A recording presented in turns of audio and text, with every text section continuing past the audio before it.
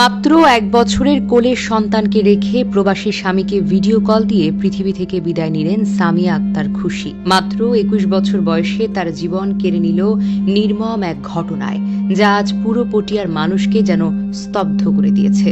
চট্টগ্রামের পটিয়ার কুসুমপুরা ইউনিয়নের দক্ষিণ হরিণখাইন গ্রামে 30 আগস্ট শনিবার বিকেলের অন্ধকার নেমে আসছিল। ঠিক তখনই হঠাৎ ছড়িয়ে পড়ে খবর, এই ঘরের তরুণ গৃহবধূ সামিয়া আর বেঁচে নেই। মুহূর্তেই কান্নার শব্দে ভেঙে পড়ে আশপাশ। সামিয়ার গল্পটা যেন অতি সাধারণ ছিল। 2 বছর আগে ভালোবেসে বিয়ে হয়েছিল প্রবাসী জিয়াউদ্দিনের সঙ্গে। সন্দীপের মেয়ে সামিয়া ভেবেছিলেন এই সংসারেই হয়তো খুঁজে পাবেন স্বপ্নের শান্তি। বিয়ের পর কিছুদিন কেটেছিল সুন্দর, স্বাভাবিক। কিন্তু স্বামী যখন ওমানে চলে গেলেন, শুরু হলো দূরত্ব, শুরু হলো ভুল বোঝাবুঝি। দিনের পর দিন কথার ফাঁকে জমতে থাকে ঝগড়া। গতকাল বিকেলে সেই ঝগড়া আবার ছড়িয়ে পড়ে ভিডিও কলে। স্বামী স্ত্রীর কথার মাঝে বাড়ে তীব্রতা।